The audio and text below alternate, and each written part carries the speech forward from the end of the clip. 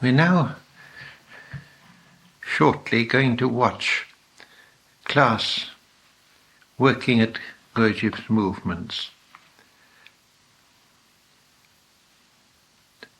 I want to convey to you, if I can, not only the purpose of this kind of exercise, but also how it is that those who do the exercise have to work. Gurdjieff called himself a teacher of temple dancing, and he certainly attached to great importance to the discoveries he made in the course of his travels in the East and in Africa of the traditional methods of preparing priests and priestesses and temple dancers for the rituals and dances that are used in temples and communities. But it's not only the ritual or sacred dance that has to be understood, it is the use of our bodies for their main purposes. The body, first of all, has certain necessary activities. It has to eat and breathe and sleep and so on, just to maintain life. It has certain activities connected with this. It has to provide us with the materials for maintaining life, food and shelter and the rest. It is also an instrument of expression. Through our bodies we communicate with one another.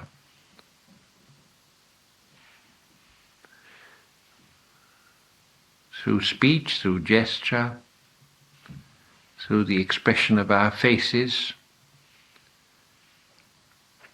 through the quality of our bodily behavior. Our bodies are also a source of pleasure and pain to us.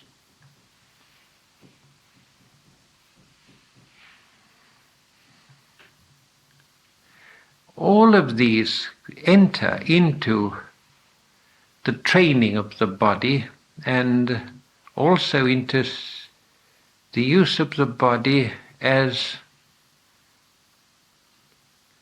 a means of worship.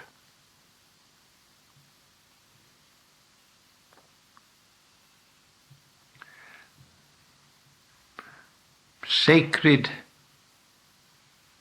songs, sacred music, sacred dances, rituals are not only for our own satisfaction, but also as a means of relating ourselves to what we hold to be sacred.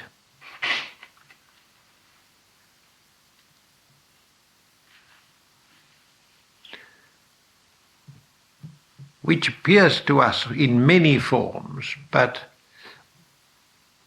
comes from one single source, that is, the source of all that is.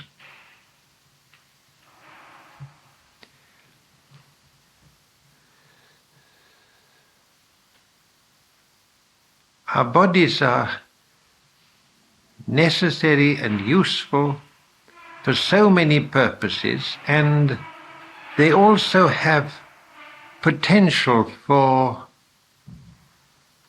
something more than use. That is, there can be means for our transformation, for raising us to higher levels of being. For all these reasons, we should understand our bodies and know something of their potential.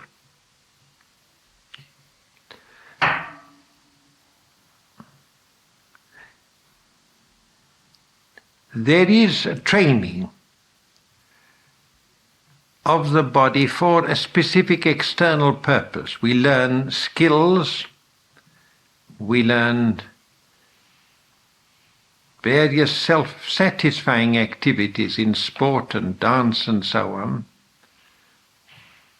where the aim is, at bottom, to gratify our own vanity and self-love, and to give us, if possible, a feeling of superiority over others, such as by winning at games and so on.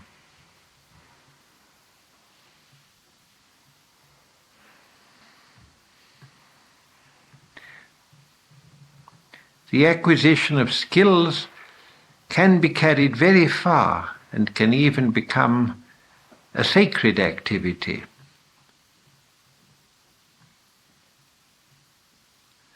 In these movements of Gurdjieff, one must look always at the goal, the ultimate purpose of them, and that is to awaken the body to its whole significance, not only for this life, but beyond this life. How can this body which perishes, which is to die and will return to the earth from which it came, how can that be significant for something beyond its own existence? It is because the body itself is intimately related to something which is not bodily. That is, our inner experience, our thoughts and feelings and the rest. There is a relationship between this inner world of thought and feeling and the bodily world that is very little understood or studied at the present time. And for this reason, a great deal is missing from human life. When we approach the study of the body, we have to have all that in our minds. First of all, it's necessary to understand what this inner experience of ours consists of, and to see how it can be organized, and how it can be helped by what our bodies do. Usually we think in terms of the inner experience as a matter of mental processes, of thoughts, and of states of feeling, emotions, likes and dislikes and the rest, all of which we tend to call our inner life or our mind life. But it's possible to distinguish much more precisely the elements of which this inner life is composed, and to see how they can be developed and organized and integrated. This is a great part of the work that we have to do here.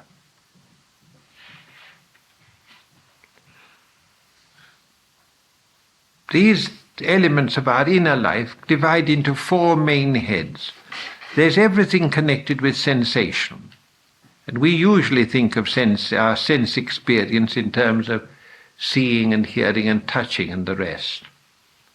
But when the sensation is within our bodies, then we think of it mainly as pleasure and pain and warmth and cold and the rest. Very little attention is paid to the power of sensation to give us knowledge of our own bodies and to give us control over our own bodies. When we come to work at these movements, it is very necessary that we should, at a very early stage, understand that sensation is not something which arises automatically from some external stimulus, and nothing more than that. It is a certain energy which we can learn to control. And we must control that energy if we are to have a right relationship with our bodies. We also have a power that we call sometimes imagination, but it is really the power to create mental images. It is imagination in that sense. To create and hold in our mind patterns. This power has also to be developed. It is more important for us than what we call thinking, that is just mental association of ideas and words. Not nearly so much is done to develop this power of creating mental images of thought forms, as is with this other kind of mental activity, which occupies such a big part of our education and of our communication and action. And only now perhaps people are beginning to understand that the mind should be used for a great deal more than the process of thought as we ordinarily understand it, which means really thinking in words. If we apply this power that we have of creating mental images to the work of our bodies,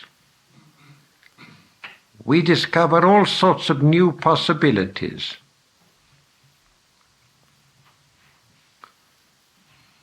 And for that, a special training is required.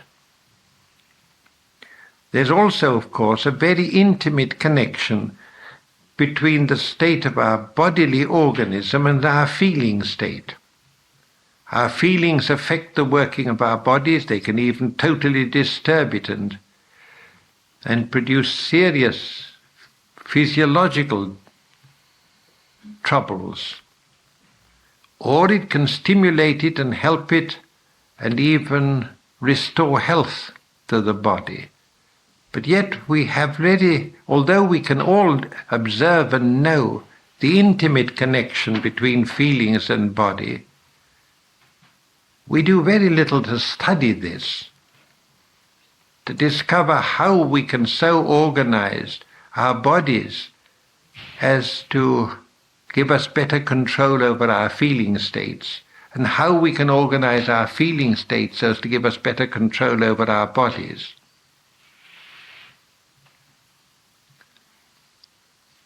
And there is something else beyond the sensation and thought and feeling. There is a strange property which we have virtually no control, which allows us to become aware of what is happening to us in a detached way, to be able to see our own thoughts and feelings as if we were detached and separate from them. This is one of the powers associated with consciousness, about which again we know very little.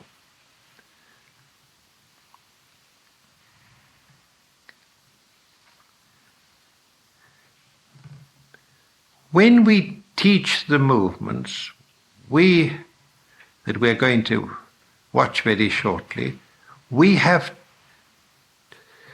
to convey that these inner states are far more important than the movements that the body itself makes. It is possible to teach people to perform very accurate, very beautiful, very difficult movements by repetition, by an external discipline, by a teacher correcting mistakes without the pupil understanding where he has gone wrong or knowing how to correct himself. For example, a learner in dancing will make mistakes with his gestures or his movements of his feet and will be told to correct it. He will gradually learn to correct it. But he will not, without a very long work, be able to be aware by his own sensation of whether his movements are right or wrong. This may take several years of training, whereas it is possible in a very much shorter time by learning how to use sensation to know what one's body is doing without having to look at it or without being told by someone else. This is one reason why it is useless to study these movements unless one studies at the same time all these inner powers, this inner world. One of the most important chapters of Gurdjieff's last book, The Life is Real Only Then When I Am, is called The Outer and Inner World of Man. And he shows how important it is, if we really are to understand ourselves, to see how these two worlds are connected. And that the study and work on the movements is one of the most valuable ways of doing this. There are three distinct stages or modes in which one can work at these movements. There is first of all the training mode, where one is learning about them, where one is learning to perform them, where one is learning to control and direct the energies. Then one is working for oneself. It is to acquire not only the external skills of the body, but also to learn how to control one's own energies, how to combine them.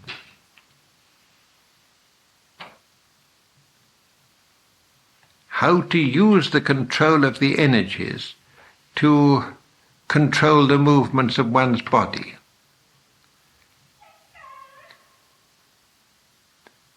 During this stage of training, one has to learn how to perform movements correctly, how to bring different qualities of feeling, for example, and expression into different gestures.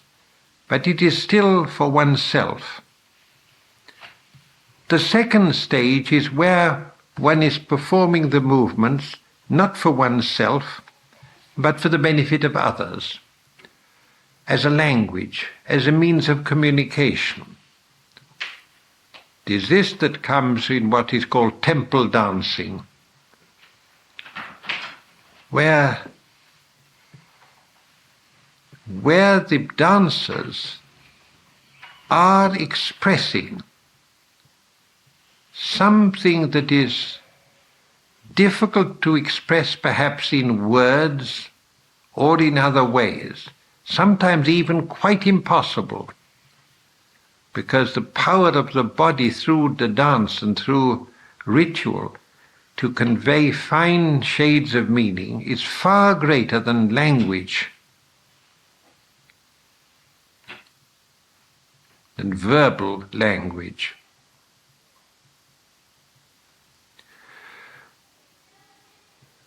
There is also in this performing for the benefit of others a sharing of experience. One is also repaying a debt. One has received oneself benefit from the training, and one owes it to others to share this benefit with them.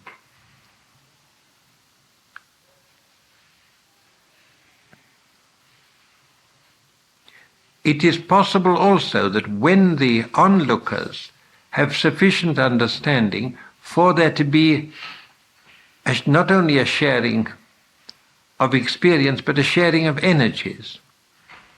People can help one another. They can even cure diseases, restore people who are mentally disturbed, and so on.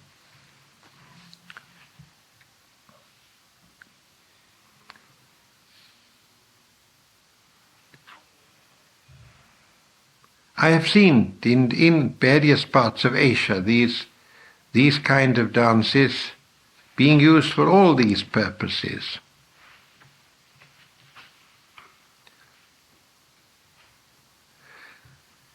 One special use of the dance is for expressing cosmic truths, for expressing the working of nature.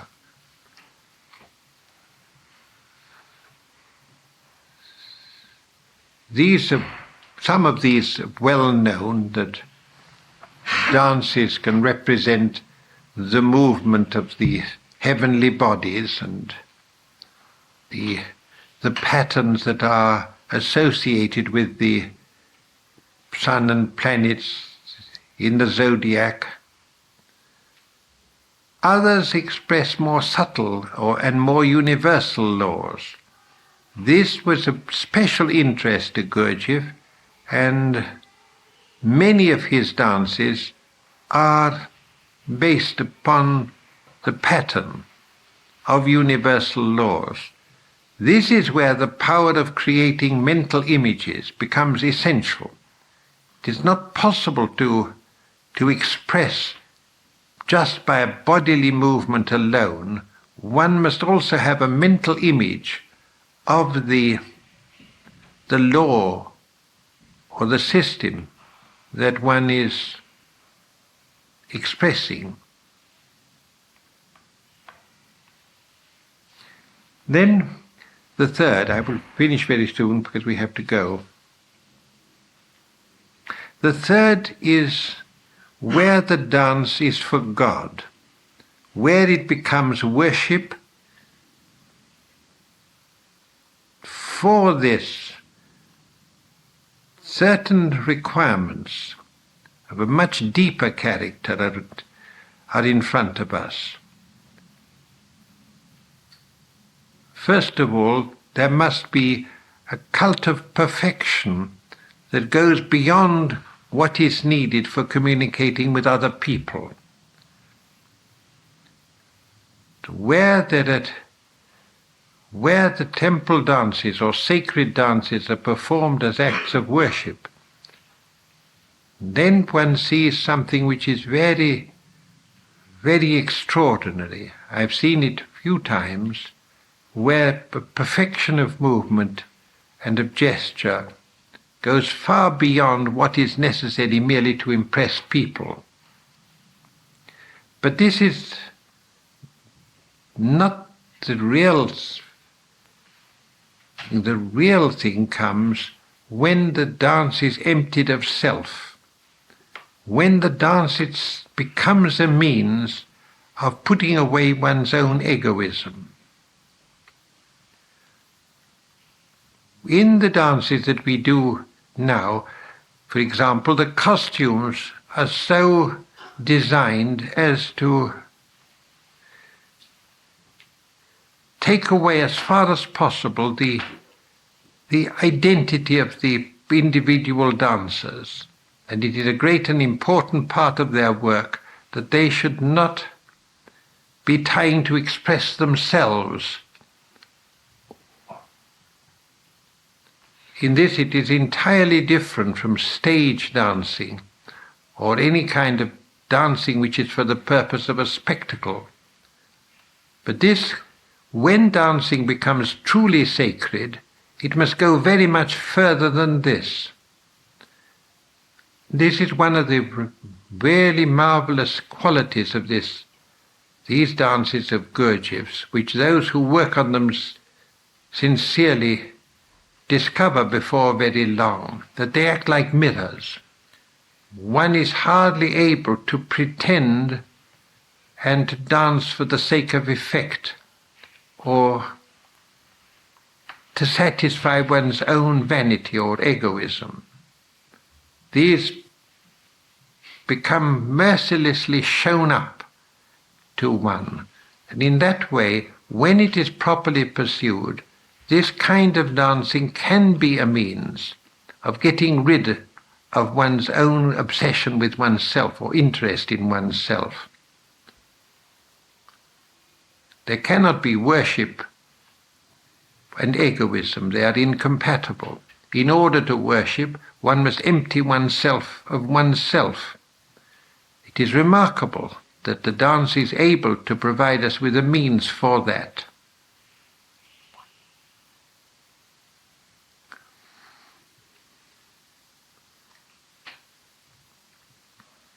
When it reaches that pitch, dance is a very sacred thing. We at this stage are learning, and it is really just a class of learners who only for a few months have entered into this and can't spend very much time on it either, because we have so many other things that we have to do here. But if you watch it, you will be able to participate.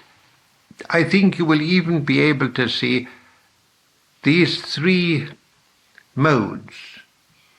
The mode of self-development, of the acquisition of new powers and skills and the coordination of one's own bodily functions and with the mind and with the feelings, you will be able to see that it is possible to express through gesture and movement something which it cannot be expressed in words. This you no doubt are aware of already in every form of dance, dancing for other people. But it can go very much further.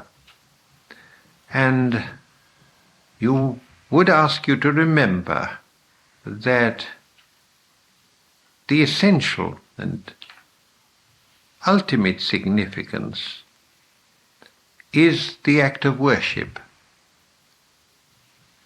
Doesn't matter what the dance is, it may not have at all a ritual character or be ostensibly an act of worship. If it is performed without egoism, without self-love, it is itself an act of worship. So now if you would be kind enough to go next door, we'll begin as quickly as possible.